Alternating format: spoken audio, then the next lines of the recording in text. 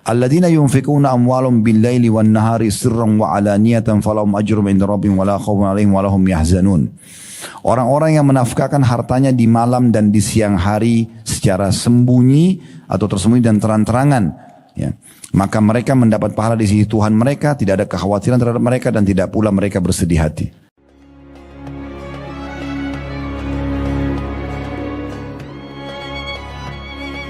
Assalamualaikum warahmatullahi wabarakatuh. Alhamdulillah, selalu saja lisan kita memuji Sang Pencipta Allah atas segala nikmat yang dilimpahkan kepada kita, terutama nikmat Islam dan iman. Karena dengan Islam dan iman kita punya panduan hidup, kita mengenal Tuhan kita Allah, dan kita tidak akan memohon, menyembah dan patuh kecuali kepada Sang Pencipta Allah ini, yang selalu kita kumandangkan kalimat la ilaha illallah. Karenanya kita ada di sini, di muka bumi, dan juga di atasnya kita hidup, serta juga kita meninggal di atas kalimat ini. Dan Allah telah menjadikan kalimat alhamdulillah sebagai kalimat syukur atau berterima kasih, yang dengannya segala kebutuhan kita akan dipenuhi dalam roda kehidupan di muka bumi ini. Oleh karena itu, selalulah menjadi orang yang mengucapkan alhamdulillah. Selanjutnya kita panjatkan salam hormat kita kepada utusan Allah yang telah membawa kepada kita juga syariat Allah subhanahu wa ta'ala, penutup para nabi dan rasul, orang yang paling layak menjadi suri tauladan, Nabi besar Muhammad sallallahu alaihi wa ala alihi wa sahbihi wasallam, sebagaimana Allah telah memerintahkan kita untuk mengucapkannya. Pada kesempatan ini kita akan melanjutkan seperti biasa di Kamis siang hari, dan kebetulan pada hari ini kita offline. Lanjutan bedah buku 35 Amal Pelebur Dosa, ditulis oleh Fatin bin Abdul Aziz hafizahullah.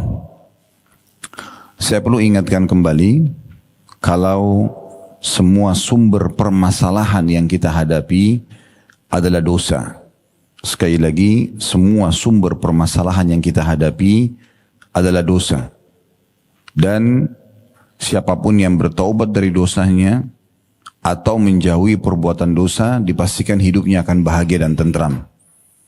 Makanya Ali radhiyallahu anhu berkata, sesungguhnya Allah telah memberitahukan tentang sumber permasalahan kalian dan juga solusinya. Sumber masalah kalian adalah dosa dan solusinya adalah istighfar. Siapapun di antara kita yang merasa ada hajatnya yang dia sampaikan kepada Allah belum terpenuhi, atau penyakitnya atau permasalahannya belum terselesaikan, maka pastikan semua itu adalah sebabnya dosa. Tinggal bagaimana setiap orang di antara kita introspeksi diri agar dia bertaubat kalau pernah melakukan dosa, kembali kepada Allah subhanahu wa ta'ala, dan juga bagaimana dia setelahnya memperbaiki dan melakukan ketaatan-ketaatan kepada Allah di sisa umurnya. Semua dosa itu kalau dilakukan pasti dimulai dengan ketakutan, kekhawatiran. Orang yang mau berzina, orang yang mau mencuri, orang yang mau membunuh, orang yang mau melakukan banyak dosa, itu pasti dimulai dengan ketakutan, kekhawatiran. Dan kalau dia lakukan akan ada penyesalan, merasa bersalah. Itu semua karena memang perbuatan ini dilarang. Sebaliknya kalau orang melakukan perbuatan yang baik, seperti dia sholat, tadi misalnya kita baru sholat duhur, alhamdulillah, kemudian hadir dalam majlis ilmu seperti ini, atau kita sedekah, atau kita haji dan umrah, apa saja yang kita kerjakan, umumnya kita akan mulai dengan ketenangan jiwa, dan juga puncaknya kita akan meraih ya ketentraman, kedamaian, ya kebahagiaan, karena memang ini diperintahkan oleh Allah subhanahu wa ta'ala. Oleh karena itu buku kita membahas tentang 35 amal pelebur dosa, agar dosa-dosa kita menjadi penghalang datangnya rezeki, kebahagiaan itu hilang. Dan 35 amal pelebur dosa ini kita sudah membahas sampai amal ke-7 pada Kamis yang lalu, tentang masalah jihad di jalan Allah. Dan kali ini kita akan masuk amal ke-8 pelebur dosa itu, dan ini salah satu ciri khas setiap muslim dan muslimah, yaitu sedekah dan infak di jalan Allah. Banyak orang yang masih belum memahami tentang masalah ibadah ini. Karena mereka berpikir seperti orang-orang kapitalis. kapan mengeluarkan sesuatu dari dana atau dari harta berarti berkurang. Nah itulah yang difahami. Orang-orang kapitalis begitu.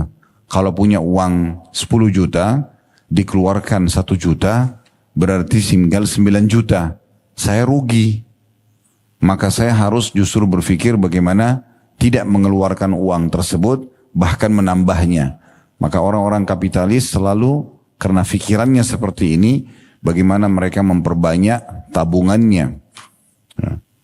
Sementara Islam memerintahkan kita pangkal kaya, pangkal kebahagiaan, dan bertambahnya harta justru dengan sedekah. Tidak akan pernah ketemu antara konsep Islam sama kapitalis. Kapitalis suruh nahan, nabung supaya kaya, nabung supaya bahagia. Kalau Islam mengatakan justru infakkan.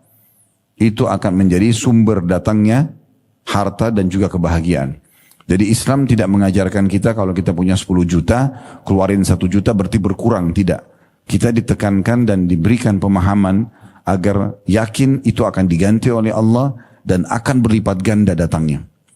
Oleh karena itu ciri khas seorang muslim, mereka selalu dermawan. Dan kita perlu tahu dalam Islam, bakhil atau pelit itu dosa besar. Bukan cuma dosa, bagian dari dosa besar. Terlalu banyak ayat-ayat Al-Quran, hadis-hadis Nabi SAW yang melarang kita untuk pelit. Dalam salah satu riwayat, pernah ada satu orang baru dinobatkan menjadi kepala suku di Madinah. Orangnya tampan, berwibawa. Ya, intinya dia dinobatkan jadi pemimpin dan secara penampilan luar biasa. Wibawa pun menjaga karakternya luar biasa. Nabi SAW tanya kepada orang-orang yang dipimpin oleh dia dari sukunya, siapa pemimpin kalian? Mereka bilang si fulan.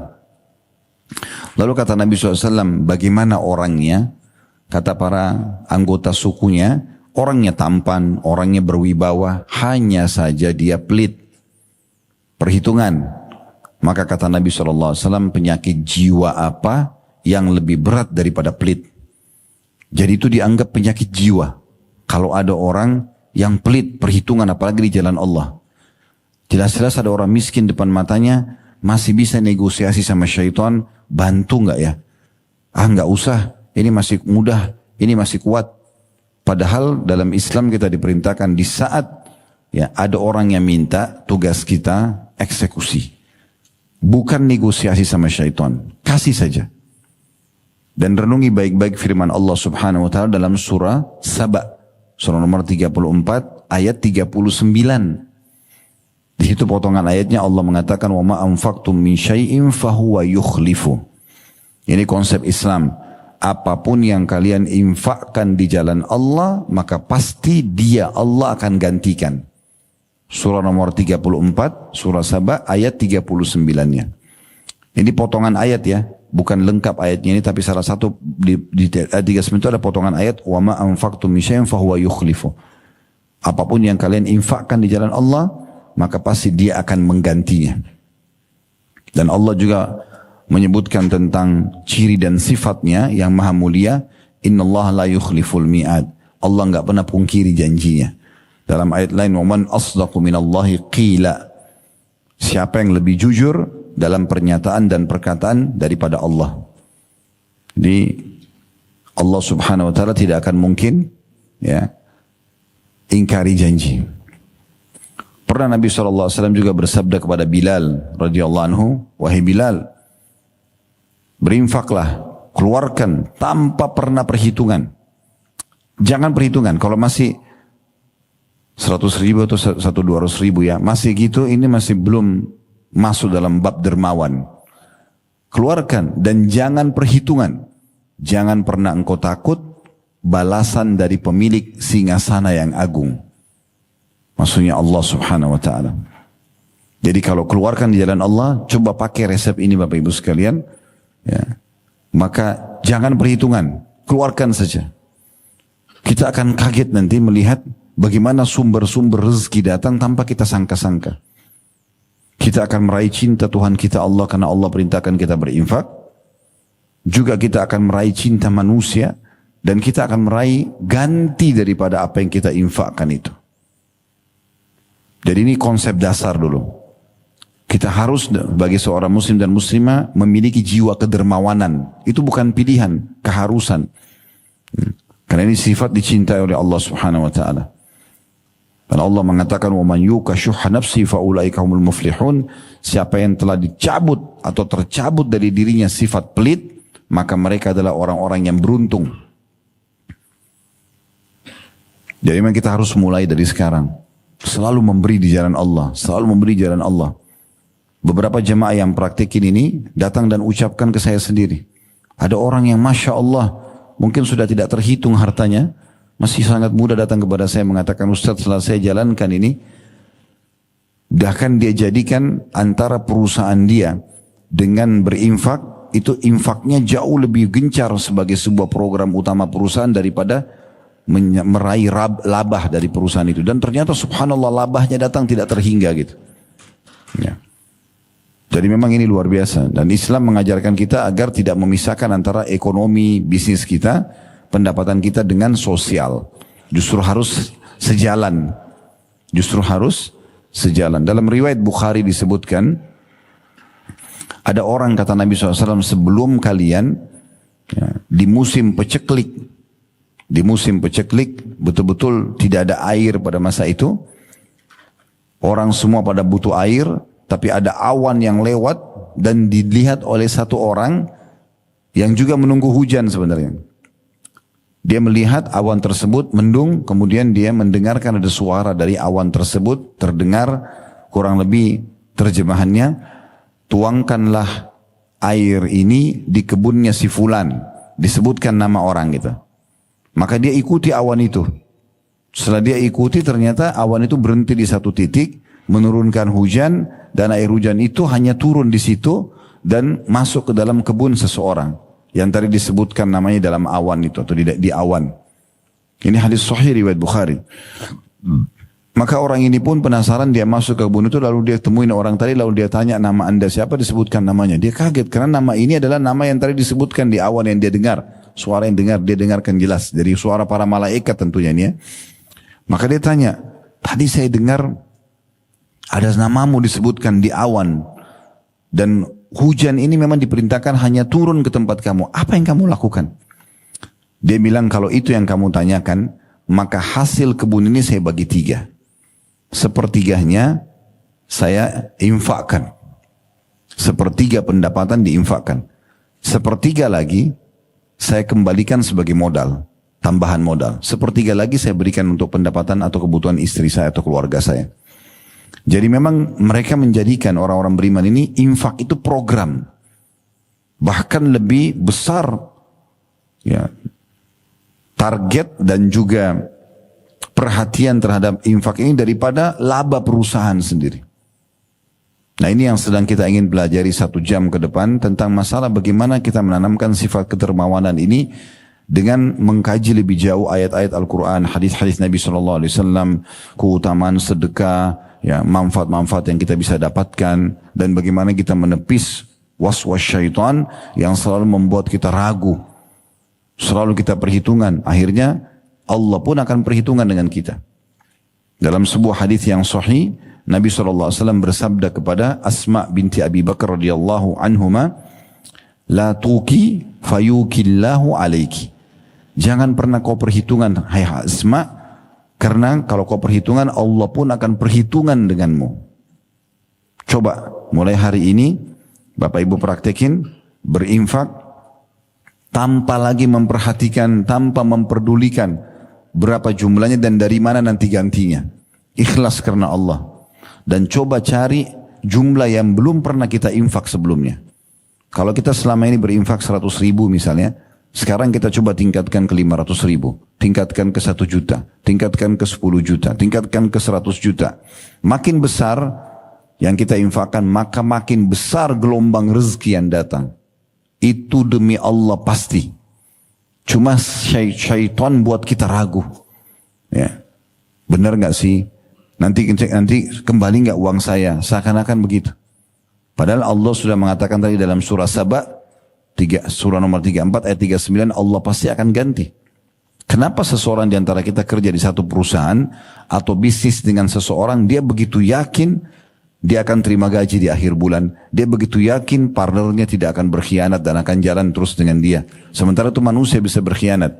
Bagaimana seseorang yang sudah mengaku muslim atau muslimah masih ragu dengan Tuhannya Allah subhanahu wa ta'ala. Baik, kita akan lihat teman-teman sekalian apa yang ditulis oleh penulis dulu. Seperti biasa, setelah kita bacakan, baru kita tambahkan dengan penjelasan-penjelasan yang lebih jauh. Semoga Allah ikhlaskan niat kita dan dijadikan sebagai ilmu yang bermanfaat. Allahumma amin. Baik, di halaman 22 dari buku kita ini, amal ke-8 untuk melebur dosa-dosa, menghilangkan dosa-dosa adalah sedekah dan infak di jalan Allah subhanahu wa ta'ala. Jadi maksud jalan Allah adalah karena Allah kita lakukan. Dan juga di tempat yang Allah ridhoi. Kalau ada orang berinfak justru bukan di jalan Allah, bukan karena Allah, di jalan syaitan misalnya, kayak orang pergi ke dukun, orang judi untuk berzina, itu di jalan syaitan, bukan jalan Allah. Atau bukan karena Allah, dia riya, pamer, maka enggak masuk dalam bahasan kita. Yang kita bahas ini adalah betul-betul orang karena di jalan Allah dan juga karena Allah subhanahu wa ta'ala. Di sini diangkat oleh penulis dalil pertama adalah surah Al-Baqarah ayat 271. Kalau tidak salah Kamis yang lalu kita sempat baca Al-Baqarah ya. Surah Al-Baqarah dari ayat 261 sampai 274. Benar gak? Coba dilihat catatannya. Kalau sudah kita baca, alhamdulillah kita tidak ulangi sekarang. Tapi kalau belum kita baca, kita akan bacakan karena dari ayat 261 sampai 274 Al-Baqarah itu semua bicara tentang masalah infak, tentang sedekah, belasan ayat. Sudah kita baca ya? Atau lupa semuanya? Berarti ilmunya masuk telinga kanan, keluar telinga kiri. Ada yang nyatat gak? Ada yang ingat gak? Pekan lalu kita sempat bicara tentang jihad dengan jiwa dan harta kan? Nah, pada saat membahas harta itu saya sudah bacakan belum Al-Baqarah 261 sampai 274. Kalau belum kita akan baca insyaallah. Nah, di sini penulis mengangkat salah satu ayat yang saya tadi tawarkan untuk dibaca itu, tapi beliau masuk di ayat 271-nya. Baiklah, gak usah repot-repot buka lembaran-lembarannya karena dari tadi bolak-balik gak ada yang kasih saya jawaban. Ya. Oke, kita lihat di buku kita Al-Baqarah 271. Nanti kita akan baca dari 261-nya ya. Ini sekarang saya bacakan dulu karena penulis mengangkat ini.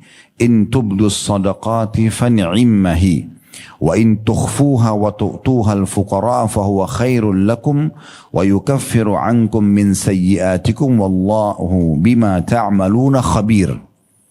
Terjemahannya, jika kamu menampakkan sedekahmu, artinya kita memberikan kepada orang di depan orang lain. Misalnya fakir miskin di jalanan gitu kan, kotak amal di masjid kita memang kasih dan orang lain melihatnya. Maka itu adalah baik sekali, kata Allah. Yang penting tidak riya, bukan karena pamer. Karena ada beberapa keadaan di mana kita harus kasih orang di depan orang lain. Kita nggak mungkin kayak orang minta di lampu merah, orang minta di pinggir jalan, gitu kan. Ada tiba-tiba kita lagi makan, tiba-tiba ada yang minta makanan, kita harus kasih di depan. Dan jika kamu menyembunyikannya dan kamu berikan kepada orang-orang fakir, dan maka menyembunyikan itu lebih baik bagimu. Artinya, kalau seandainya ada kesempatan bersedekah dan bukan di depan orang lain, maka itu jauh lebih baik. Supaya aman dari riya. Tapi kalau kita harus kasih depan orang, gak ada masalah. Yang penting tinggal kita mengontrol saja. Nabi SAW ini kita singgung di bab jihad pekan yang lalu ya. Kalau beliau ingin berjihad, sebelum beliau bentuk pasukan, beliau mengajak para sahabat ridwanullah alaihim itu untuk berinfak dulu. Beliau kumpul semua sahabat di masjid, sampai mau berinfak silakan. Ada sahabat yang bawa emas, ada yang bawa perak, ada yang bawa baju perang, ada yang bawa pedang, ada yang bawa perisai, ada yang bawa kurma, ada yang bawa keju, ada yang bawa gandum, apa saja, infak. Setelah terkumpul semuanya, Nabi SAW mengatur, memanage itu supaya cukup untuk membiayai pasukan. Kalau masih kurang beliau ajak lagi jemaah untuk berinfak. Setelah itu baru dibentuk pasukan besar. Nah di saat itu para sahabat infak di depan orang lain. Pernah juga ada satu suku dari salah satu suku di Badui, di padang pasir. Mereka sangat miskin. Saking miskin dalam riwayat ini disebutkan mereka tidak punya pakaian kecuali satu lembar baju di badan yang cuma diikat di leher mereka. Kalau ditiup angin bisa tersingkap auratnya karena susahnya. Dan kelihatan dari wajah mereka itu kesusahan. Ya, kelam, kusuh, lusuh gitu. Miskin sekali mereka. Nabi SAW waktu lihat dari jauh, Nabi langsung berdiri, naik di atas mimbar, lalu memotivasi para sahabat untuk bersedekah. Rupanya sahabat-sahabat termotivasi setelah mendengarkan penyampaian Nabi SAW. Maka ada satu orang berdiri, langsung mengeluarkan semua uang yang ada di kantong dia, dan dia kasih, ya Rasulullah ini. Di depan orang semua. Kenapa? Karena Nabi SAW waktu itu motivasi mereka di saat itu. Ini tidak kita katakan riya, karena memang pada saat itu sedang diajak untuk berinfak. Maka dia berinfak, lalu orang-orang semua pada ikutin dia. Lalu kata Nabi SAW, memuji orang yang pertama berinfak tadi, pada di depan orang semua. Gitu kan? Kata Nabi SAW, siapa yang menunjukkan kepada kebaikan, dia akan panen pahala orang yang mengikutinya tanpa dikurangi sedikit pun dari pahala orang yang mengikutinya. Maksudnya tadi, sahabat yang pertama langsung ya meraih langsung mengeksekusi dan juga segera menjalankan apa yang Nabi SAW perintahkan untuk berinfak, akhirnya dicontohi oleh orang-orang lain, maka dia panen pahala semua orang yang berinfak setelahnya.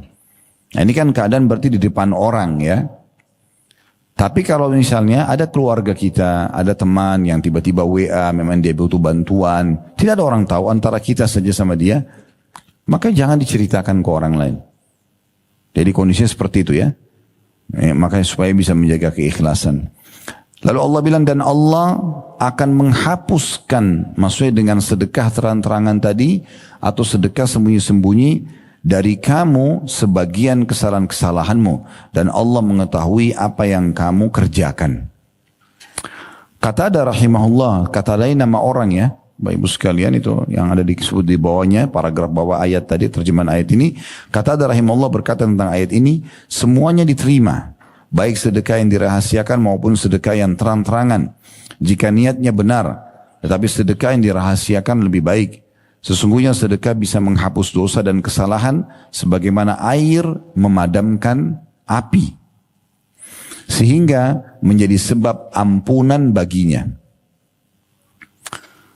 Ibnu Abbas radhiyallahu anhuma, dia dan ayahnya sahabat, namanya Abdullah, tapi biasa diringkas dengan Ibnu Abbas. Abdullah bin Abbas radhiyallahu anhuma, ayahnya Abbas juga paman Nabi, ini sahabat, jadi kita bilang radhiyallahu anhuma. Beliau berkata, Allah menjadikan sedekah tatawwu atau dalam kurung tidak wajib secara sembunyi-sembunyi, itu lebih baik 70 kali lipat dari sedekah tatawwu yang terang-terangan.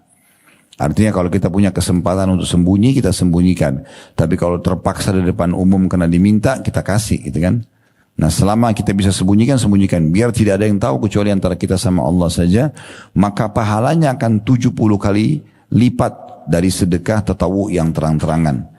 Tapi sedekah wajib yang terang-terangan adalah lebih baik 25 kali lipat daripada sedekah wajib yang sembunyi-sembunyi.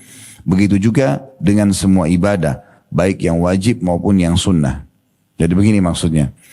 Kalau misalnya, tadi saya kasih contoh, ada contoh di majelis kita begini, kebetulan ada satu orang yang butuh sekali bantuan, anaknya lagi dirawat di rumah sakit, misal contoh, dan kita harus menyampaikannya. Maka saya mengatakan, misalnya Bapak Ibu sekalian, ada saudara kita si fulan atau saudari kita si fulana yang butuh sekali bantuan, silakan dibantu. Saya sedang mengiklankannya. Di saat itu nggak apa-apa Bapak Ibu berinfak terang-terangan. Ya ini saya bantu, ya ini saya bantu. Yang ini berdiri, yang itu berdiri, yang ini kasih, yang ini transfer. Nggak ada masalah. Kalau kondisinya seperti ini, maka kata beliau, ya, ini berarti lebih baik daripada sembunyi-sembunyi. Khawatir nanti sembunyi-sembunyi, dia mau nanti kasih di luar sana, tapi ternyata sudah tertutup kesempatannya. Karena sudah full, misalnya. Udah nggak bisa lagi, dibutuhin 100 juta sudah selesai. Kita mau bantu lagi nggak bisa. Kena telat. Nah, itu kondisinya. Tapi kalau kondisinya misalnya, ada Yang menghubungi kita tadi saya bilang diam-diam, teman kita, saudara kita, tolong bantu saya, tolong begini, anak saya sakit, saya butuh, saya belum makan 2 hari, apalah bahasa dia yang biasa orang memohon bantuan, dan itu hanya antara kita sama dia, maka ini lebih afdal, ya kita tidak memberitahukan siapapun, sedekah aja, kasih aja ke dia. Dan poin penting, jangan pernah tolak permintaan orang. Pegel Ustaz hatinya, orang ini minta terus, gak apa-apa. Urusan kita sama Tuhan, sang pemberi rezeki. Yang suruh kita berinfak itu Allah yang maha kaya dan raja alam semesta ini. Gak usah pikir orang yang minta itu, gak penting. Kecuali satu keadaan, orang ini memang menggunakan untuk maksiat kepada Allah, jangan dibantu. Kita sudah tahu uang kita kasih nanti akan dipakai zina, akan dipakai mabuk, dipakai judi, jangan dikasih. Tapi kalau selama dia minta makan, kenapa? Biar. Tapi kemarin saya sudah bantu Ustaz, biar dia masih lapar hari ini. Mungkin, ya mungkin setelah kita berinfak kita meninggal setelahnya. Itu amal terakhir. Dari mana kita tahu? Allah mudahkan mereka datang untuk bisa kita raih pahala dari mereka. Nanti akan saya bacakan cukup banyak ya statement para ulama salaf bagaimana mereka bermuamalah dengan diri sendiri dalam bersedekah. Sehingga terjadi sebuah perubahan, reformasi diri yang sangat luar biasa, di mana yang tadinya dikuasai oleh syaitan untuk selalu ragu, bimbang, maka berubah menjadi sebuah ya semangat yang sangat besar justru untuk berinfak. Nanti akan kita bacakan statement-statement insyaAllah, tapi bukan dari buku kita, dari buku yang lain akan saya tunjukkan sebentar. Ya. Baik, selanjutnya Imam At-Tabari rahimahullah menyebutkan dalam tafsirnya tentang tadi ya surah Al-Baqarah 271, sesungguhnya para imam qiraat, maksudnya yang ahli membaca Al-Quran, berbeda pendapat tentang bacaan firman Allah subhanahu wa ta'ala, wa yukaffiru ankum min sayyiatikum, ya, dan dia akan membersihkan atau menghapuskan sebagian dosa-dosa kalian. Diriwayatkan dari Ibnu Abbas radhiyallahu anhu bahwa beliau membacanya dengan wa tukaffir ankum dengan ta di awal fi'il mudhari, ya, atau diawali dengan fi'il mudhari ya. Fi'il mudhari ini maksudnya kata yang sedang terjadi ya gitu. Kalau dibaca demikian maka maknanya sedekah itu menghapus kesalahan kalian. Sebagian yang lain membaca dengan wa yukaffiru ankum, bedanya ya sama ta. Kalau tadi tukaffiru ankum, kalau ini yukaffiru ankum dengan ya. Jadi maknanya Allah akan menghapus dosa kalian disebabkan sedekah kalian. Dan ayat ini juga dibaca wa nukaffiru ankum dengan nun awalnya. Jadi bisa dibaca dengan ta wa tukaffiru ankum, berarti dihapuskan dosa kalian. Bisa dengan ya wa yukaffiru ankum, berarti diampuni dosa kalian karena sedekah yang kalian keluarkan. Bisa juga dengan nun wa nukaffiru ankum dengan nun. Jadi maknanya jika kalian menyembunyikan sedekah kalian dan memberikan kepada orang-orang fakir, maka akan kami hapus sebagian kesalahan-kesalahan kalian disebabkan sedekah kalian yang secara rahasia tersebut. Kemudian Allah subhanahu wa ta'ala berfirman juga, ini dalam surah Al-Imran ayat 133 sampai 134. Ini dalil terakhir yang diangkat oleh beliau. Setelahnya kita akan jelaskan lebih panjang lebar lagi insyaAllah. Bunyinya, wasari'u ila magfiratin min rabbikum wa jannatin arduha as-samawatu wal ardu iddat lil muttaqin alladhina yunfikuna fis sarra'i wad dharra'i wal qadhimina al ghaidha wal 'afina 'anil nas wallahu yuhibbul muhsinin.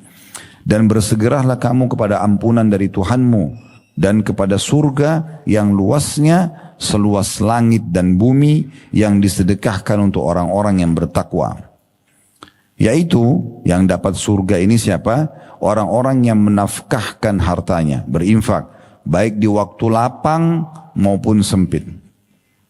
Baik lagi kaya ataupun lagi susah, tetap dia berinfak di jalan Allah. Nah, ini balasannya surga. Dan orang-orang yang menahan amarahnya, qadhiminal ghaidh, ini maksudnya orang yang menahan amarah sementara dia benar dan dia punya power untuk membalas. Kita benar karena kita disakiti oleh orang lain, gitu kan? Dan kita punya kekuatan untuk menghukum dia. Tapi di saat itu kita menahan amarah. Itu balasannya surga. Ya. Disilakan dengan qadhimal ghaidh. Ya, di sini. Kemudian dikatakan dan orang-orang yang menahan amarahnya dan memaafkan kesalahan orang, dan ketahuilah Allah menyukai orang-orang yang berbuat kebajikan. Di dalam ayat ini Al-Imran 133 sampai 134 Allah memastikan penghuni surga itu dan level mereka adalah orang-orang yang bertakwa kepada Allah. Mereka adalah yang suka berinfak di jalan Allah, baik pada saat lapang ataupun sempit. Kemudian yang bisa menahan emosinya pada saat dia punya kekuatan dan benar, justru dia memaafkan dan tidak melampiaskan. Serta orang yang suka, orang yang menahan emosinya dan orang yang memaafkan orang lain. Maka sungguhnya Allah menyukai orang-orang yang berbuat kebaikan. Ini adalah ahli surga.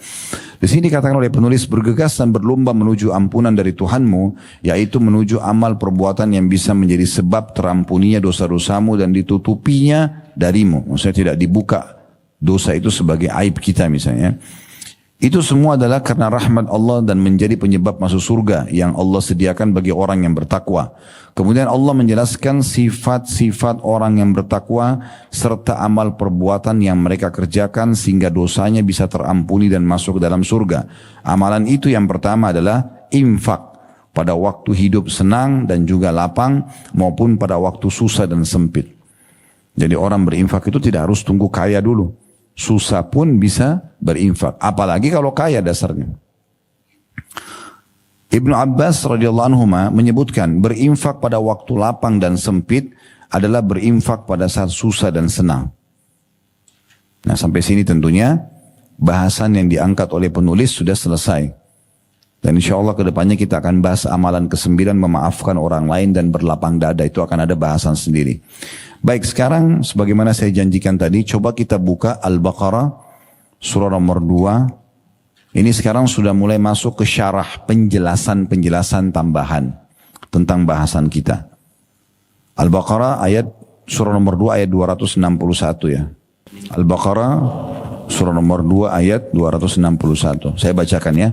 Mathalul ladzina yunfikuna amwalahum fi sabilillahi kamathali habbatin ambatat sab'a sanabila fi kulli sumbulatin mi'atu habba wallahu yudha'ifu liman yasha' wallahu wasi'un alim. Perumpamaan nafkah yang dikeluarkan atau sedekah yang dikeluarkan orang-orang yang menafkahkan hartanya di jalan Allah adalah serupa dengan sebutir benih. Seperti sebutir benih yang akan menumbuhkan 7 bulir. Satu benih biasanya tumbuhkan 1 bulir. Tapi ini menumbuhkan 7 bulir. Dan pada setiap bulir ada 100 biji. Allah melipat gandakan ganjaran bagi siapa yang dia kehendaki. Dan Allah maha luas karuniahnya. Maksudnya balasannya, rezekinya. Lagi maha mengetahui niat seseorang. Dari ayat ini dulu kita akan titik beratkan. Jadi Allah subhanahu wa ta'ala tidak membalas kita dengan 1.000 rupiah, dapat 1.000 rupiah, tidak.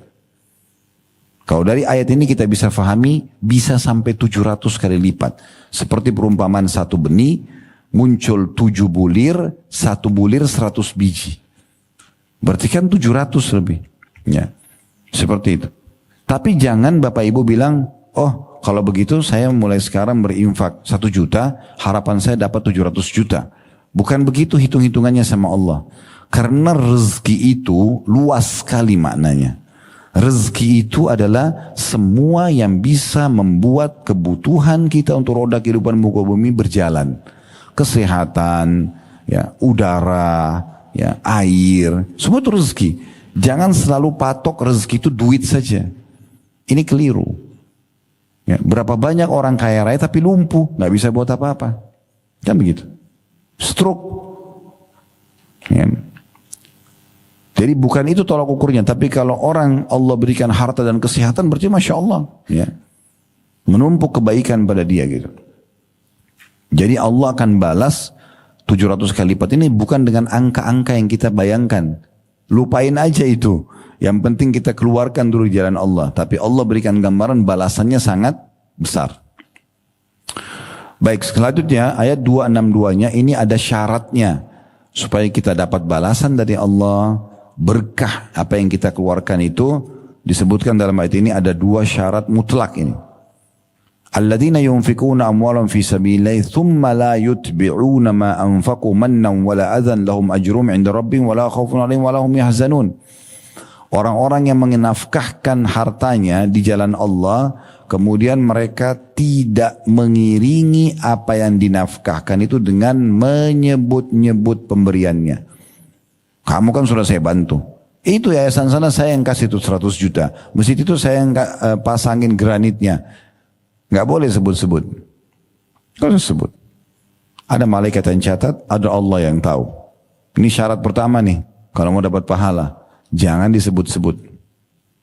Kemudian yang kedua, Allah bilang di sini, dan dengan tidak menyakiti perasaan si penerima. Lempar uang di depannya. Tutur katanya kasar. Sekarang balik persepsi kita. Renungi baik-baik ini. Jangan pernah berpersepsi, Bapak Ibu sekalian, kalau kita membantu orang itu yang butuh. Keliru nih. Balik sekarang. Kalau ada orang yang minta bantuan, kita lebih butuh kepada dia. Kenapa? Kok bisa begitu Ustaz? Iya, karena kalau kita bantu dia 1 juta rupiah misalnya, kebutuhan dia.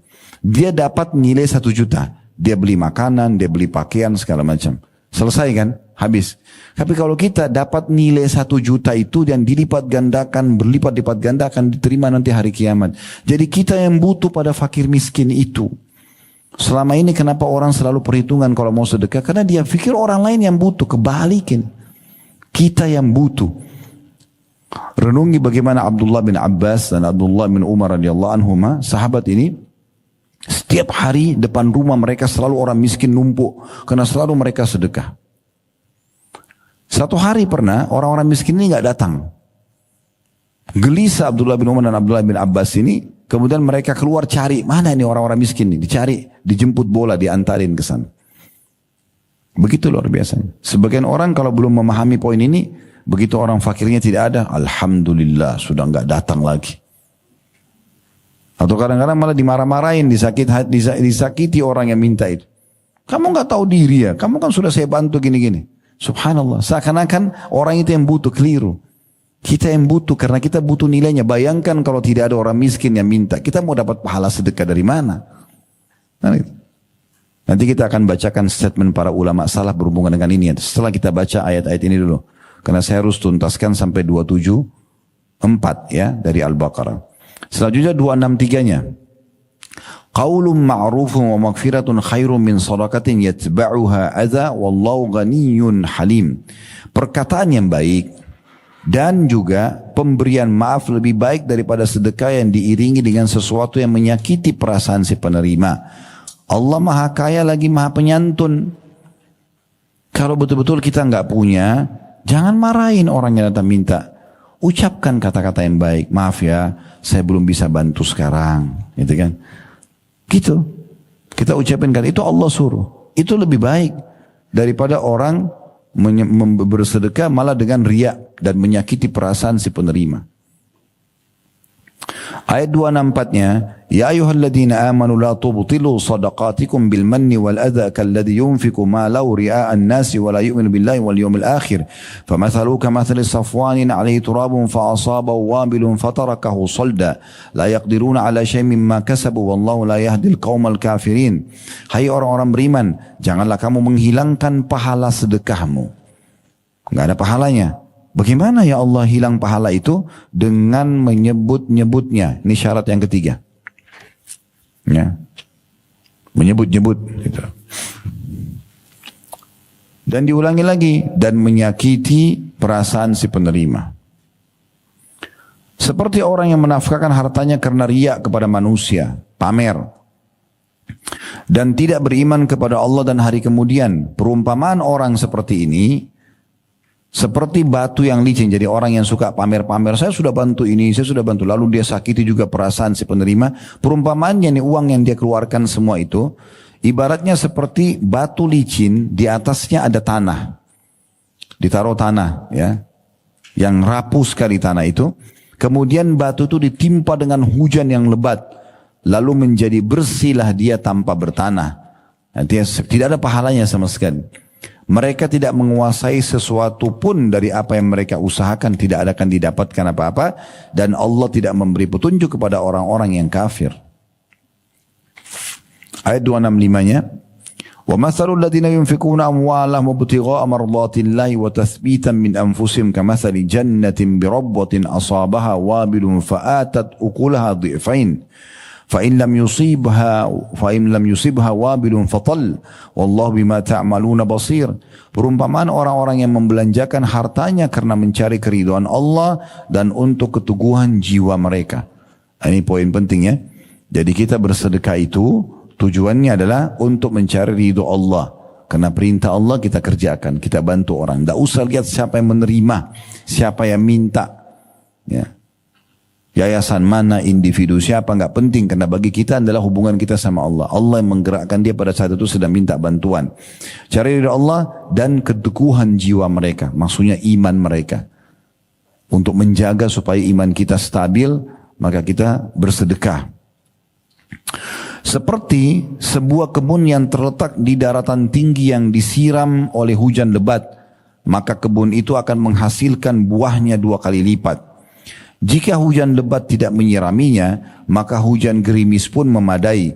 Dan Allah maha melihat apa yang kamu perbuat.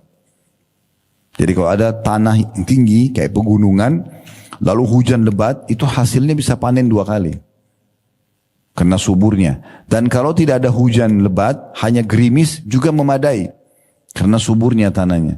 Nah begitu perumpamaan orang-orang yang berinfak, karena cari keridhaan Allah dan juga untuk mengokohkan iman mereka. Ayat 266-nya, ayawaddu ahadukum an takuna lahu jannatun min nakhilin wa anabin tajri min tahtil anharu lahu fiha min kulli thamarat wa asabahu al-kibaru walau dhurriyatun du'afau fa asaba isarun fi narun fahtaraqat kadzalika yubayyinu Allahu lakumul ayati la'allakum tatafakkarun.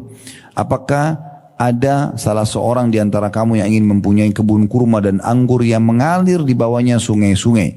Dia mempunyai dalam kebun itu segala macam buah-buahan. Kemudian datanglah masa tua pada orang itu sedangkan dia mempunyai keturunan yang masih kecil-kecil. Maka kebun itu ditiup angin keras yang mengandung api lalu terbakarlah. Demikianlah Allah menerangkan ayat-ayatnya kepada kamu supaya kamu memikirkannya. Maksudnya banyak orang kalau dia bukan berprinsip sesuai dengan prinsip Allah subhanahu wa ta'ala yang Allah tanamkan untuk berinfak, mereka selalu menabung aja, sibuk menabung. Yang dia pikir dengan menabung itu untuk masa depannya, untuk anak-anaknya, padahal sebenarnya setiap saat bisa saja harta itu hilang. Ya. Perlu digarisbawahi, kalau sudah pernah dengar nama ini alhamdulillah, kalau belum pernah dengar, ada Sa'ad ibn Ubadah, pernah dengar nggak? Sa'ad ibn Ubadah ini orang terkayanya Madinah. Setengah perkebunan Madinah punya beliau, kebun kurma. Orang kaya raya. Mungkin nama lain sudah pernah dengar Abdurrahman bin Auf, Utsman bin Affan, ya, Abu Bakar, sahabat-sahabat yang kaya, Talha bin Ubaidillah. Ini kayanya tidak terhitung. Luar biasa gitu. Hartanya banyak banget itu. Ya, kaya sekali. Saya waktu membedah biografi mereka, orang-orang yang mulia sahabat-sahabat Nabi ini ridwanullah alaihim, di Blok M setiap Sabtu kedua kita bedah tentang serial sahabat. Itu mereka pada saat meninggal, Bapak Ibu sekalian, gudang hartanya penuh. Sampai-sampai dibahasakan harta-harta mereka itu menumpuk emas sangat banyak. Ya, waktu mau dibagi harus dipecahin pakai kampak. Karena belum ada mungkin seperti sekarang alat-alat canggih untuk mengelola, jadi masih ada gumpalan-gumpalan emas yang banyak. Pertanyaan sederhana, waktu mereka meninggal dan meninggalkan harta yang cukup banyak, saya pernah hitung seperti Abdurrahman bin Auf, dirupiahkan itu mungkin puluhan miliar atau ratusan miliar. Istrinya dapat sendiri, anak-anaknya dapat masing-masing, puluhan miliar per orang rupiah. Banyak sekali yang dia tinggalkan harta gitu. Itu ternyata pertanyaan sederhana. Apakah itu hasil tabungan Abdurrahman? Begitu juga diikuti dengan Abu Bakar yang meninggalkan harta banyak, Talha bin Ubaidillah, Sa'ad bin Ubadah. Apakah itu tabungan seperti orang-orang kapitalis dari mereka masih muda sampai mereka tua nabung? Bukan. Bapak Ibu perlu tahu, mereka ini selalu setiap hari infak sampai gudang hartanya habis. Jadi yang datang itu pada saat mereka meninggal adalah harta yang datang entah dari mana Allah datangkan 2-3 hari sebelum mereka wafat. Itu Sa'ad ibn Ubadah. Teman-teman nanti kalau balik di rumah coba dengar, saya sarankan dengar, cari playlist di playlist YouTube kami di Khalid Basman Official, buka di YouTube ada playlist, klik kemudian cari serial sahabat Sa'ad ibn Ubadah. Orang ini gudang hartanya besar sekali dan dia selalu bilang sama anaknya yang paling tua laki-laki namanya Qais. Dia bilang, "Hai Qais, ada nggak ayah seperti ini?" Ini luar biasa. Dia bilang, "Hai Qais, ini adalah gudang hartanya ayah. Habiskan untuk diinfakkan jalan Allah." Dia suruh anaknya habisin, tapi untuk di jalan Allah. Jadi si ayah sama anak ini setiap hari, karena zaman dulu tidak ada pengeras suara, belum ada media, mereka naik ke atas rumah, di atap rumah. Lalu mereka teriak-teriak, "Wahai penduduk Madinah, siapa yang butuh gandum silakan datang, siapa yang butuh keju, siapa yang butuh madu, siapa yang butuh uang, siapa yang butuh baju, siapa yang butuh apa saja, datang." Dan diinfakkan. Mereka enggak lewat malam kecuali habis sudah, dibagiin semua. Orang satu Madinah dibagiin. Banyak banget itu.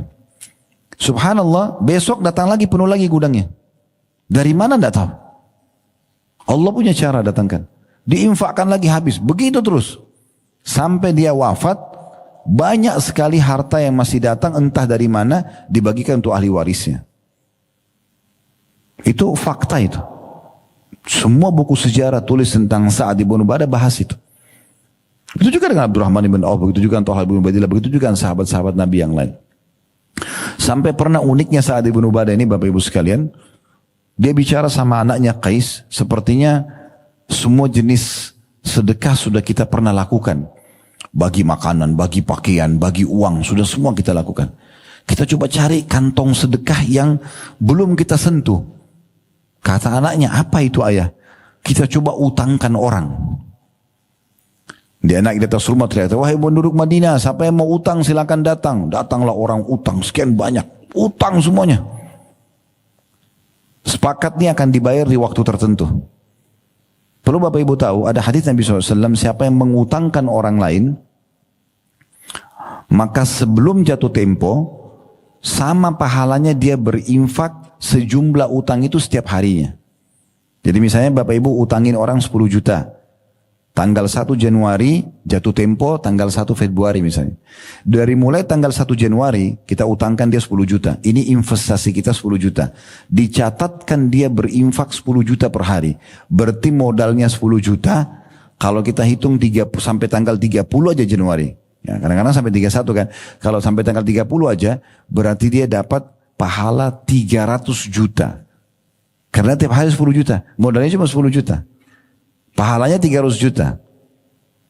Kata Nabi SAW, kalau lewat dari jatuh tempo dan dia berikan tenggang waktu atau dia memaafkan, maka dia akan dapat 2 kali lipat. Di Februari misalnya, orang ini kita tagih belum bisa bayar. Udah gak apa-apa, saya kasih nanti 1 Maret aja. Di Februari itu setiap hari seperti 20 juta dia infak. Berapa banyak orang tidak paham ini. Berkeluh kesah, ada orang utang sama saya 10 tahun tidak bayar-bayar Ustaz. 10 tahun itu setiap hari berinfak sejumlah itu.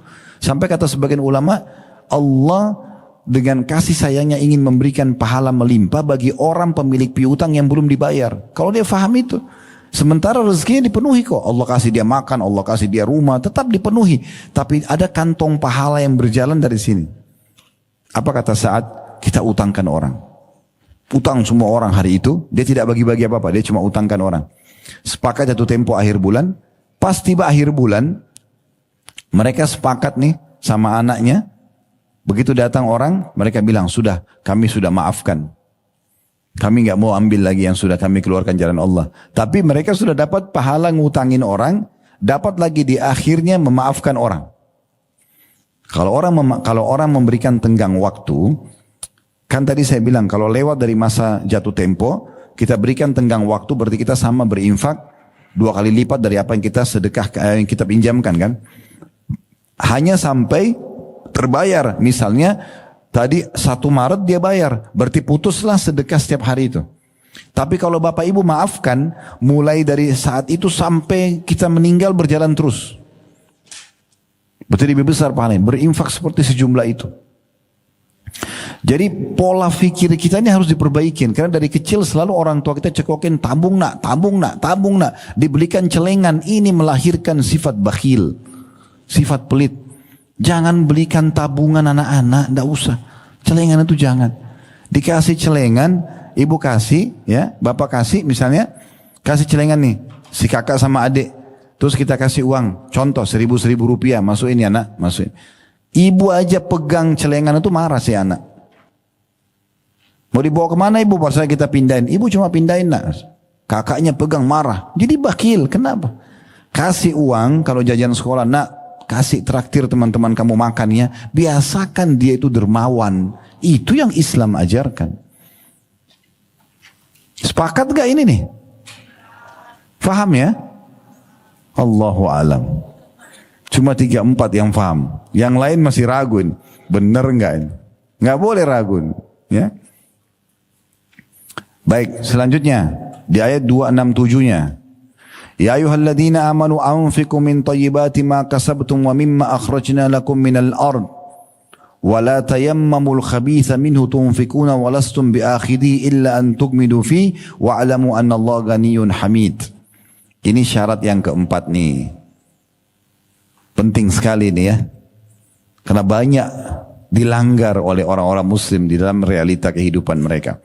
Lihat kata Allah, hai orang-orang beriman, nafkahkan di jalan Allah. Keluarkan, jangan perhitungan. Keluarkan saja, jangan perhitungan, jangan hitung. Tidak usah bayangkan tuh rekening saya nanti habis atau tidak. Allah punya cara terisi nanti. Nih, sebagian dari hasil usahamu yang baik-baik dan sebagian dari apa yang kami keluarkan dari bumi untuk kamu, hasil panen atau mungkin tambang. Perhatikan, ini syaratnya. Kata Allah apa?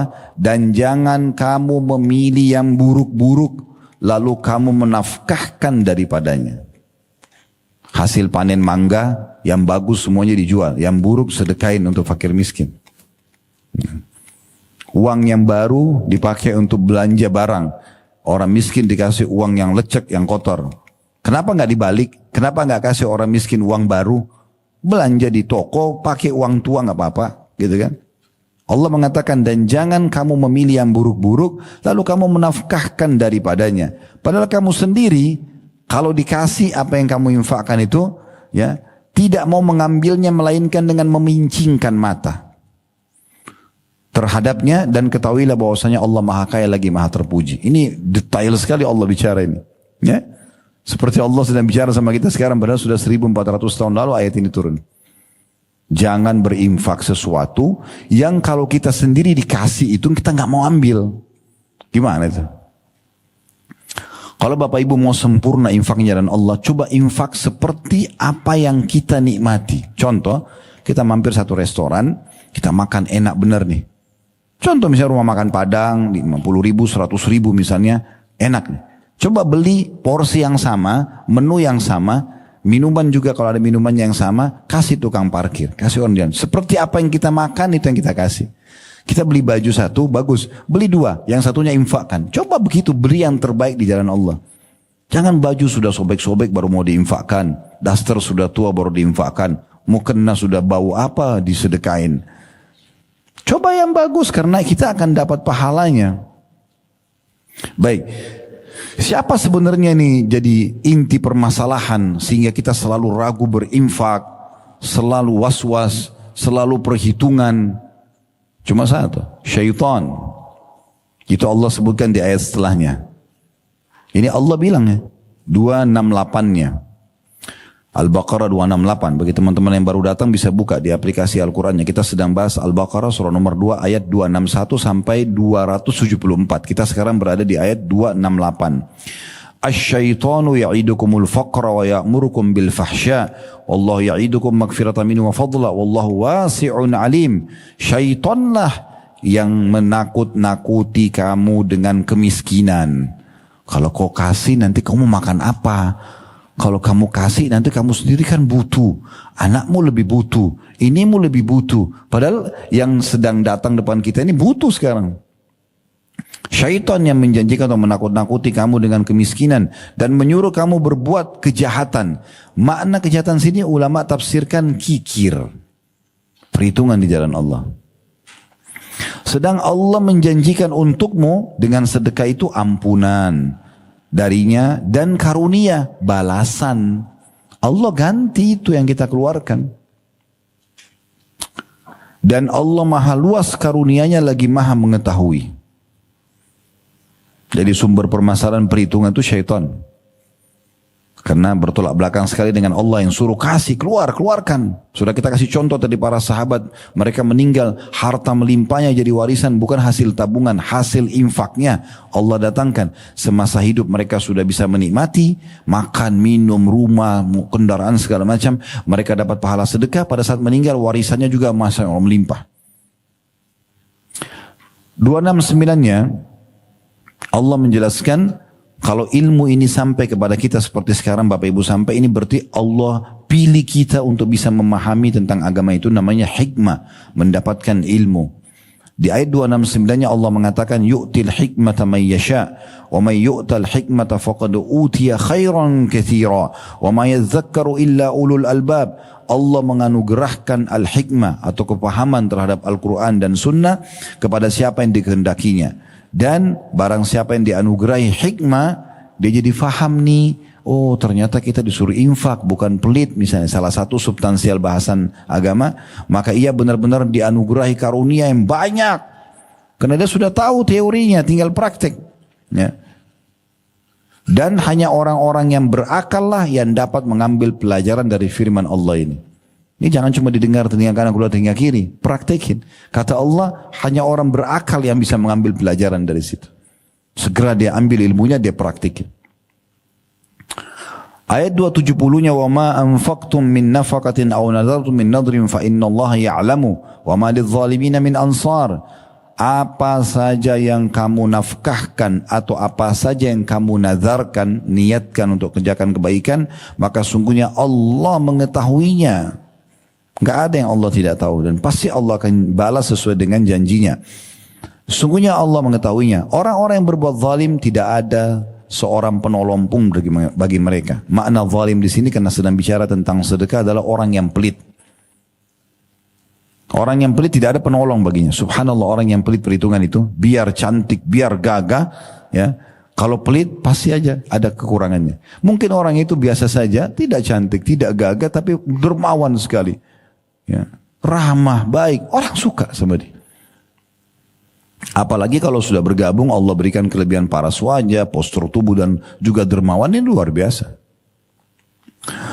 271-nya, in tubdu sadaqati fa ni'mahi wa in tukhfuha tu'tuha al-fuqara fa huwa khairun lakum wa yukaffiru ankum min sayiatikum wa yudhillahu bima ta'maluna khabir. Ini tadi ayat yang kita baru baca ya di buku tadi 271 Al-Baqarah ya. Kita ulangi lagi, kata Allah, jika kamu menampakkan sedekahmu, tadi sudah kita jelaskan bagaimana penampakan itu, kayak misalnya ada orang tiba-tiba minta di depan umum, kita nggak mungkin tolak, kasih aja. Di saat itu sedekah terang-terangan lebih afdol. Tinggal kita kontrol ya hati kita supaya tidak riak gitu. Jika kamu menampakkan sedekahmu maka itu adalah baik sekali. Dan jika kamu menyembunyikannya dan kamu berikan kepada orang-orang fakir, maka menyembunyikan lebih baik bagimu. Maksudnya di saat memang tidak butuh untuk menyampaikan orang lain, antara kita sama si peminta ini, ya minta via WA misalnya ya, atau datang langsung ke rumah, kita bantu aja lillahi ta'ala. Gak usah lihat orangnya, bantu saja. Dan Allah akan menghapuskan dengan sedekah itu dari sebagian kesalahan-kesalahanmu, dan Allah mengetahui apa yang kamu kerjakan. 272-nya, laisa 'alaika hudahum walakin Allah yahdi man yasha wa ma tunfiqu min khairin fali anfusikum wa ma tunfiquna illa ibtigha'a wajhillah wa ma tunfiqu min khairin yuwaffa ilaikum wa antum la tudlamun. Bukanlah kewajibanmu menjadikan mereka mendapat petunjuk, hai Muhammad. Kayak saya juga sekarang ceramah depan Bapak Ibu sekalian, saya mau teriak-teriak seperti apapun itu tidak bisa saya menjadi penentu hidayah. Bapak Ibu yang mau meraih hidayah Allah sudah mendengarkan ini, oh iya ini ilmu ya, terus diamalkan, itu dapat manfaat sendiri. Nabi Muhammad SAW sendiri Allah juga bilang, bukan kewajibanmu untuk menjadikan mereka mendapat petunjuk, sampaikan saja. Mereka terima, alhamdulillah. Mereka amalkan, alhamdulillah. Mereka tidak amalkan, tidak bisa dipaksakan. Akan tetapi Allah lah yang memberi petunjuk atau memberi taufik kepada siapa yang dia kehendaki. Sampai Ali radhiyallahu anhu mengatakan, kalau seandainya ada orang yang Allah mudahkan lisannya istighfar, berarti Allah mau pengampunan buat dia. Kalau ada orang yang dia termudahkan mau sedekah, Allah berarti mau dia mendapatkan pahala sedekah. Dia bangun malam, dia sholat, berarti Allah mau dia mendapatkan pahala itu. Dia haji dan umroh, dia segera melangkah, maka Allah mau dia mendapatkan pahala itu. Dan beruntunglah orang yang segera meraih kesempatan-kesempatan dan peluang itu. Belum tentu terulang. Dan apa saja harta yang baik yang kamu nafkahkan di jalan Allah, maka pahalanya itu untuk kamu sendiri. Allah nggak butuh. Hapus persepsi Bapak Ibu sekalian kalau Allah butuh dengan ibadah kita. Kenapa ada banyak orang Bapak Ibu sekalian kalau sholat buru-buru. Allah Akbar, Allah Akbar, Allah Akbar, buru-buru. Kalau mau berinfak perhitungan. Baca Quran ya sulit sekali, nanti kalau ada kesempatan saja. Karena dia pikir Allah butuh. Sholat pun kayak hanya store kewajiban saja. Allah nggak butuh, yang butuh kita. Allah nggak butuh. Kita biar dari lahir, dari bayi. Kan bayi tidak bisa bicara, belum bisa bicara. Tapi kalau kita dibuat bisa bicara, sudah bisa sholat dan macam. Sampai kita mati, umur 100, 200 tahun pun, tidak ada manfaatnya buat Allah amal itu. Untuk diri kita sendiri. Allah nggak butuh. Allah punya miliaran makhluk yang menyembah. Kan kita kufur, Allah nggak butuh. Kita yang butuh. Allah itu ghani. Zat yang maha kaya. Nggak butuh sama kita. Kita yang merengek, kita yang butuh. Jadi jangan pernah merasa diri, oh Allah butuh sehingga akhirnya sholat hanya sekedar store kewajiban dan segala macam ini. Harus perbaikin persepsi kita ini. Ya. Jadi setiap kali sholat, yakinkan dan tanamkan dalam diri kita, ini saya akan dapat pahalanya. Saya nggak mau sia-siakan. Jangan berikan kesempatan syaitan mencuri 1 detik pun. Nggak boleh. Konsentrasi, fokus. Gitu. Lagi mau berinfak, ada negosiasi sama syaitan, jangan layani, tolak bisikannya. Keluarkan saja, gitu kan. Selalu eksekusi saja perbuatan baik itu. Semua bisikan yang mengajak kita untuk menunda amal soleh, apalagi meninggalkan dari syaitan, pasti udah. Semua bisikan agar kita segera mengerjakan amal baik, berarti dari para malaikat yang Allah perintahkan untuk mengingatkan hamba Allahnya. Kayak misalnya lagi azan, ada bisikan untuk sholat, itu dari malaikat. Ada bisikan yang mengatakan, nanti aja, suruh tunda, itu dari syaitan. Begitu poinnya. Lalu Allah mengatakan, dan janganlah kamu membelanjakan sesuatu melainkan karena mencari keridhaan Allah. Ikhlas. Kalau riya tidak ada gunanya. Kalau hanya untuk pamer tidak ada manfaatnya. Habis energi, habis harta. Ada orang begitu ya, dia sholat malam, sudah khusyuk kepada Allah. Besok syaitan bisikin riak-riak. Sama teman-temannya, ketemu teman-teman lalu cerita, kamu semalam tahajud gak? Saya tahajud loh. Gak ada yang nanya, gak ada yang apa. Jadi subhanallah, yang semalam suntuk dia khusyuk hilang hanya karena lisannya ucapin kata-kata. Untuk apa? Ada teman aja kita, itu orang miskin tuh mau dibantu. Oh saya sudah bantu kok dia. Nggak usah. Oh ya terima kasih sudah ingatin. Kasih aja lagi. Selesai. Nggak perlu orang tahu apa yang sudah kita kerjakan. Kalau orang-orang, kalau bapak ibu niat mau riya, saya ajarin caranya. Gampang. Daripada sholat malam semalam suntuk dari jam 3 sampai subuh, udah khusyuk segala macam, besok aja sama teman, nggak usah. Sekarang ibu targetnya siapa? Oh ibu ini, ketuk rumahnya jam 3, bu saya mau sholat, lihat. Iya selesai. Ngapain tunggu besok? Repot-repot. Kan buang-buang waktu kan? Langsung aja pada saat itu. Gitu. Sekalian dapat dosa masuk neraka nanti. Jadi untuk apa? Kontrol lisannya, jangan ngomongin. Ibadah yang sudah dikerjakan lupakan. Allah sudah catat, malaikat sudah catat, tinggal terima pahalanya. Udah lupain. Bahkan kadang-kadang sudah lewat sekian tahun pun syaitan masih goda kita untuk cerita. Sekarang 10 tahun lalu kita haji. Gak pernah kita cerita sama orang. 10 tahun kemudian ada orang yang cerita, oh kemarin saya waktu tawaf itu tersentuh nangis. Syaitan bisikin, kamu kan juga pernah nangis tuh. Oh ya saya juga dulu nangis 10 tahun lalu. Habis. Ceritanya habis nih. Hanya karena itu saja. Apa yang didapatkan? Sekarang saya tanya Bapak Ibu sekalian. Kalau kita dipuji sama orang, apa yang kita dapat? Hah? Kenyang perutnya? Tambah cantik, tambah gagah, gak ada sama sekali. Gak ada kecuali cuma pujian, gak ada manfaatnya. Kerupuk lebih bermanfaat daripada pujian itu. Gak ada manfaat. Apalagi kalau kita sengaja kejar. Makanya saya ulang di sini, Allah mengatakan, dan jangan, kata Allah, kamu menafkahkan, membelanjakan sesuatu melainkan karena mencari keridhaan Allah, bukan karena pujian manusia. Dan apa saja harta yang baik, ya, yang baik ini artinya halal dan berkualitas, yang kamu nafkahkan, niscaya kamu akan diberi pahalanya dengan cukup, sedangkan kamu sedikit pun tidak akan dianiaya. Sekarang kalau terutama ibu-ibu lagi beli buah-buahan misalnya di rumah, langsung bagikan, kasih ke PRT kita. Dari yang masih fresh itu masih bagus. Jangan kita makan terus semua sisa-sisa, ya, ada bahkan sisa gigitan baru kasih ke pembantunya. Kenapa? Kenapa nggak infak dari awal yang bagus? Kenapa sih? Gitu kan? Dahulukan kasih.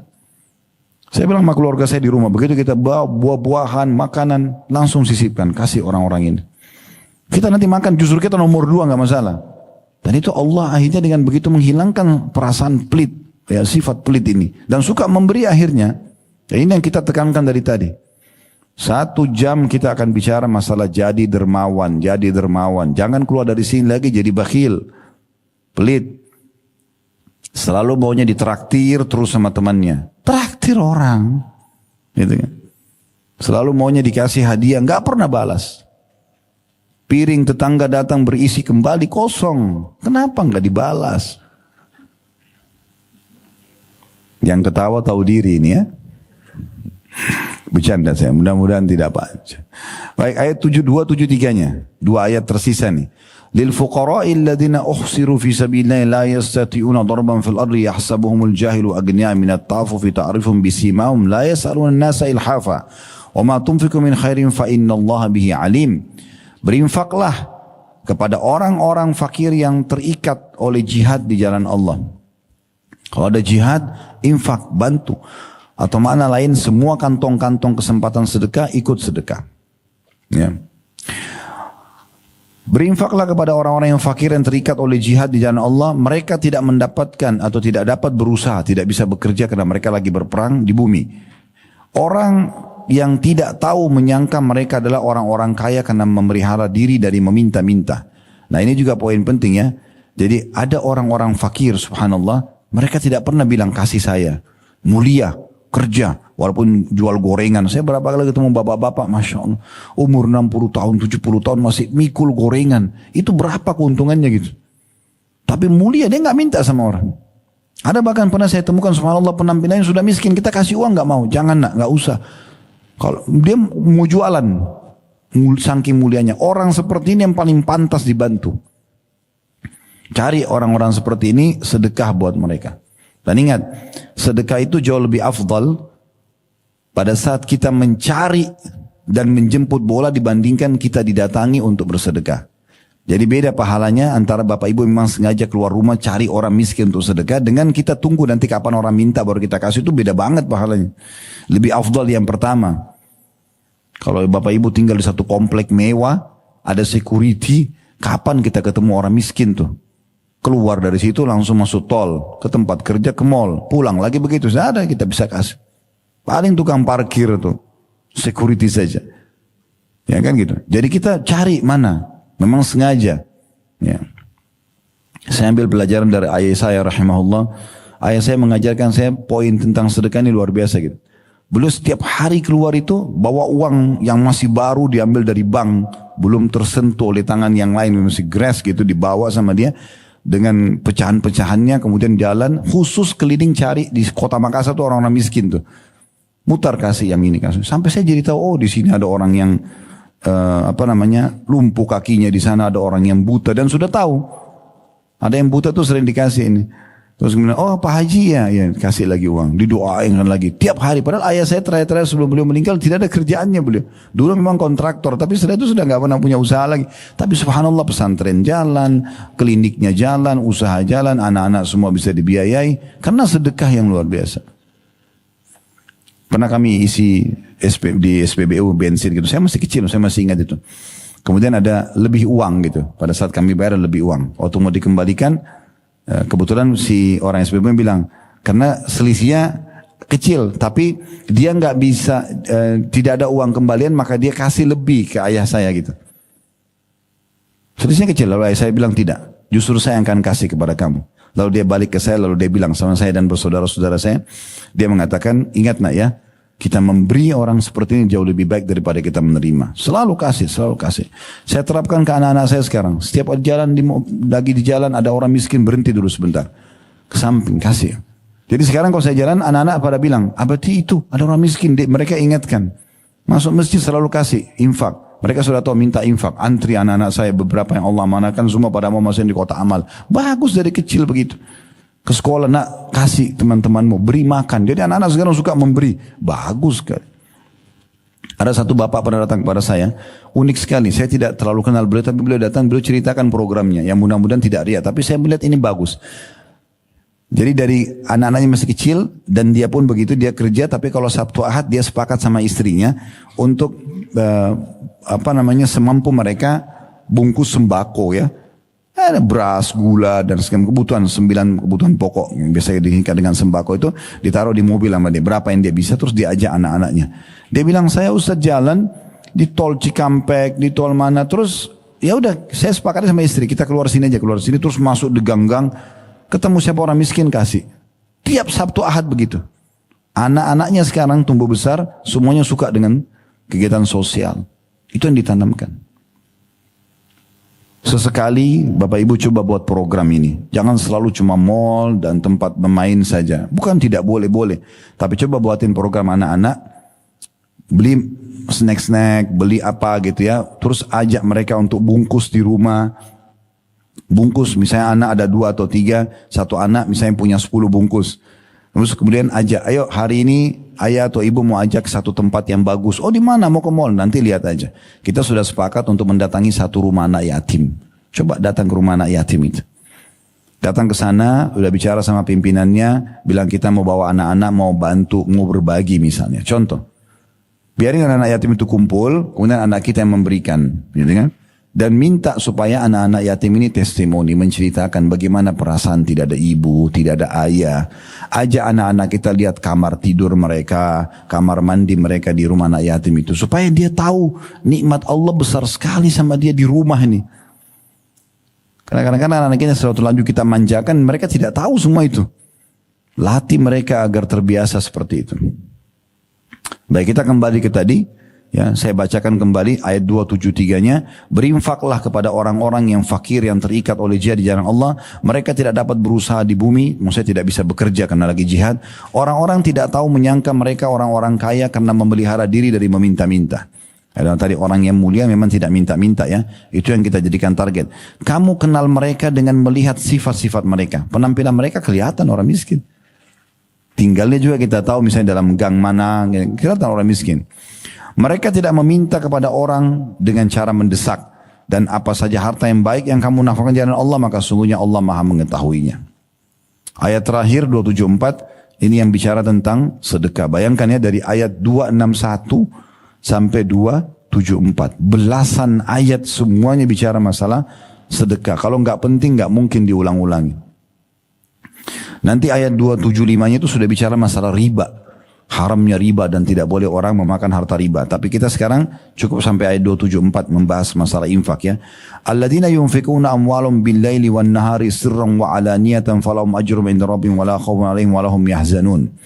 Orang-orang yang menafkahkan hartanya di malam dan di siang hari secara sembunyi atau tersembunyi dan terang-terangan ya. Maka mereka mendapat pahala di sisi Tuhan mereka, tidak ada kekhawatiran terhadap mereka dan tidak pula mereka bersedih hati. Dari ayat ini berarti kita disuruh berinfak sepanjang hari. Siang hari itu maksudnya mewakili dari pagi sampai sore. Malam hari berarti dari malam sampai subuh. Contoh, mungkin Bapak Ibu tidak asing lewatin masjid taruh kotak amal. Ya, sering kita lewatin. Misal Bapak Ibu lagi mau pergi ke taklim begini, lewat kasih uang. 50.000, 100.000 mungkin kita kasih sumbangan. Pada saat pulang kita lewat lagi masih ada kotak amalnya. Kenapa nggak infak lagi? Oh sudah tadi. Itu tadi. Mereka sudah catat. Sekarang masih hidup, Allah kasih kesempatan. Mungkin kita lewat 1 meter tabrakan mati. Mungkin itu amal terakhir. Kenapa nggak kasih lagi? Kasih terus sampai selesai itu kotak amal nggak ditaruh. Atau kalau perlu kita datang selesaikan semua itu tanpa orang tahu gitu. Ini poin yang perlu kita titik beratkan. Baik, ada buku yang saya rekomendasikan. Buku tentang keajaiban sedekah dan istighfar. Ini saya harap dibeli dan dibaca. Dan buku ini sudah saya bedah. Ini bukan karangan saya. Bukan juga penerbitan kami gitu. Cuman buku ini saya lihat sangat bagus. Setengah buku ini membahas tentang keajaiban sedekah. Setengah lagi membahas keajaiban istighfar. 2 hal ini kalau Bapak Ibu pegang sudah. Saya jamin insya Allah bahagia dunia bahagia akhirat. Dapat derajat tinggi dunia derajat tinggi di akhirat. Suka sedekah dan suka istighfar. Selesai. Ya, dosanya dimaafkan. Rezekinya jadi banyak. Kan begitu. Nah di sini saya akan bacakan. Sini berisi bagus sekali. Kalau masalah sedekah dibahas tentang apa itu sedekah, perkataan para ulama salaf, dalil-dalilnya, apa yang didapatkan kalau sedekah itu. Kemudian juga cerita nyata, kisah nyata tentang banyaknya orang yang selamat dari kebangkrutan, sembuh dari penyakitnya, keluar dari permasalahannya karena sedekah. Ada banyak kisah-kisah nyata diangkat. Istighfar juga begitu. Ya, apa itu istighfar? Kapan waktu-waktu yang dilakukan untuk istighfar, gitu kan? Jenis-jenis istighfar, dalil-dalilnya, kemudian kisah-kisah nyata tentang istighfar itu mendatangkan apa saja. Sekarang karena kita bahas masalah sedekah, saya akan coba bacakan. Nanti kalau sudah miliki bukunya, insya Allah bukunya ada disiapkan sama teman-teman di depan. Tapi kalau salah tinggal 30 eksemplar saja buku ini. Itu ada di halaman 6-nya, di antara pendapat para salaf tentang sedekah. Begitu kata penulis di sini ya. Beliau angkat dari Umar bin Khattab radhiyallahu anhu, beliau berkata, sesungguhnya amal itu saling berbangga-bangga diri. Salat, ya, haji, semua ini saling berbangga diri, kata Umar. Lalu sedekah berkata, saya adalah yang paling baik di antara kalian. Sedekah adalah yang terbaik di antara semua amal. Orang kalau sudah hatinya bersih dan suka dermawan, itu mudah sekali menerima semua syariat. Apapun syariat jadi ringan buat dia. Sholat, puasa jadi ringan. Tapi kapan dia pelit, semua jadi sulit. Karena dia pelit dengan dia. Bahkan orang kalau bakhil itu subhanallah, bisa pelit dengan dirinya sendiri. Dia pun jadi sulit gitu. Abdul Aziz bin Umair rahimahullah berkata, sholat itu akan menyampaikan dirimu setengah perjalanan. Puasa menyampaikan dirimu kepada pintu sang raja. Dan Allah SWT, sedangkan sedekah menyampaikan dirimu ke hadapan raja itu. Ini bahasa beliau. Kemudian Ibnu Abi Ja'ad rahimahullah berkata, sungguhnya sedekah itu benar-benar menghilangkan 70 pintu keburukan. Yahya bin Mu'adz rahimahullah berkata, tidaklah saya mengetahui satu biji yang bisa mengimbangi gunung dunia kecuali sedekah. Asy-Syu'bi berkata rahimahullah, barang siapa yang tidak, ini yang perkataan Syu'bi yang akan saya ingin nanti garis bawahi dan kita jelaskan ya. Beliau mengatakan, barang siapa yang tidak memperlihatkan bahwa dirinya lebih butuh kepada ganjaran sedekah. Bapak Ibu mau sedekah, kita harus tunjukkan kepada Allah kalau kita memang mengejar pahalanya, lebih butuh dengan pahalanya. Barang siapa yang tidak memperlihatkan bahwasanya dirinya lebih butuh kepada ganjaran sedekah daripada seorang fakir yang butuh kepada sedekah itu, maka dia telah membatalkan sedekahnya dengan memukul wajahnya sendiri dengannya. Ya tadi orang sombong. Dia punya persepsi orang ini miskin butuh sama saya. Keliru ini. Kita yang butuh sama dia. Cari itu orang-orang miskin. Kita yang butuh karena nilai pahalanya kita akan terima nanti di timbangan amal kita. Perhatikan perkataan selanjutnya, ini unik sekali. Al-Laits ibn Sa'ad rahimahullah, beliau mengatakan, barang siapa yang telah mengambil dariku suatu sedekah atau hadiah.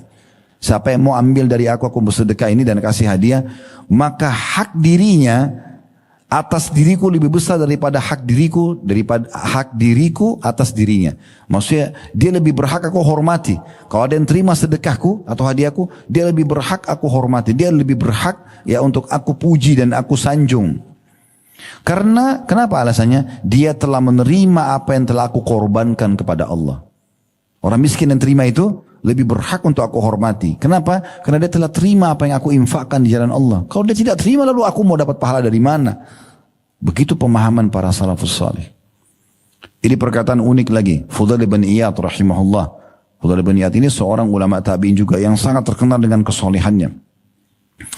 Beliau pernah menyiapkan beberapa sedekah-sedekah, lalu beliau sedekah kepada orang-orang. Setelah dibagi-bagiin, ya, maka dia tersenyum sambil berkata begini, mereka, ditunjuk orang-orang miskin yang sudah bawa sedekahnya itu, membawa perbekalan-perbekalan kita menuju akhirat tanpa upah sedikit pun. Begitu mereka fahami. Kan kita selama ini berpikir kalau kita kasih uang, kita kasih makanan, berarti kita kayak kasih sesuatu buat dia. Kalau mereka orang-orang dulu ini tidak faham seperti itu. Mereka berkata pada saat pergi membawa, lihat orang-orang ini membawa perbekalan-perbekalan kita menuju ke akhirat tanpa upah sedikit pun. Hingga mereka meletakkannya di atas timbangan di hadapan Allah subhanahu wa ta'ala. Betul makanan yang mereka makan habis. Ya, mereka dapat makanan kenyang, mereka dapat baju dipakai, misalnya kendaraan, rumah, wakaf tanah, dan oke. Tapi mereka cuma dapat sebatas itu. Dan dunia ini kan tidak ada yang kekal ya. Sekarang kita kasih rumah pun pada seseorang, saat dia mati jadi warisan.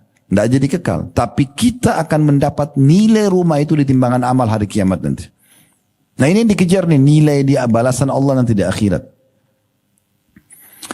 Kemudian Abu Hatim berkata rahimahullah, bakhil itu adalah sebuah pohon di neraka. Bakhil itu sebuah pohon di neraka. Sedangkan ranting-rantingnya ada di dunia. Pohonnya di neraka, rantingnya di dunia. Barang siapa yang bergelantungan pada salah satu dari ranting-ranting itu, niscaya ia akan menjerumuskannya ke dalam neraka. Sebagaimana kedermawanan, ini yang kita tekankan dari tadi, 1 jam lebih, dermawan, jangan perhitungan jalan Allah, tidak usah lihat nilainya, tidak usah lihat penerimanya, kasih aja. Kedermawanan adalah sebuah pohon di surga, di mana ranting-rantingnya berada di dunia. Barang siapa yang bergelantungan pada salah satu ranting-rantingnya itu, niscaya ia akan membawanya ke surga. Dan surga adalah tempat orang-orang dermawan. Kemudian penulis juga mengatakan, apabila salah seorang dari orang-orang soleh didatangi oleh seorang fakir, seraya meminta sedekah kepadanya, maka dia berkata, selamat datang, wahai orang-orang yang hadir untuk membawakan perbekalan kami kepada Rabb kami. Coba bayangkan. Jadi kalau orang miskin datang, mereka enggak cemberut, mereka enggak usir. Selamat datang orang-orang yang mau bawa perbekalan kami ketimbangan ya amal kami kepada Tuhan kami. Disambut luar biasa orang-orang yang minta bantuan itu. Sebagai penutup, ya, ada perkataan Ali radhiyallahu anhu. Beliau berkata begini, barang siapa yang telah diberikan satu harta oleh Allah, Allah kasih kita uang, Allah kasih kita kendaraan, kasih rumah, kasih pekerjaan, kasih pendapatan, mungkin ibu-ibu dari suaminya misalnya. Maka hendaklah ia menyambung kekerabatan dengannya. Kita harus tahu ada hak orang lain di situ. Terutama keluarga. Paman, tante, sepupu, semua ini jangan dilupakan. Lanjutkan hubungan dengan mereka. Kata Ali radhiyallahu anhu, siapa yang Allah kasih harta jangan lupa. Nyambung hubungan kekerabatan. Kemudian memperindah jamuan buat tamunya. Wajar makin banyak harta, makin bagus hidangannya. Ya, makin mewah. Sampai sebagian salaf mengatakan, aku menyiapkan makanan kesukaan sahabat-sahabat dekatku 10 orang lebih aku cintai daripada aku sholat semalam suntuk. Karena pentingnya untuk memberikan makanan terbaik buat orang. Jangan bekas-bekas gitu. Ya. Kemudian beliau mengatakan, dan juga harta itu digunakan untuk menolong seseorang yang membutuhkan. Siapa yang minta kasih. Membebaskan tawanan. Nah, biasa kalau terjadi peperangan di masa dulu, untuk menebus tawanan kan dibayar. Nah, kemudian Ibnu Sabil, orang-orang terputus jalan. Datang, kehilangan pekerjaan, segala macam. Ya. Orang-orang fakir miskin, para mujahidin. Dan juga jangan lupa, dia harus sabar atas musibah yang menimpa hartanya.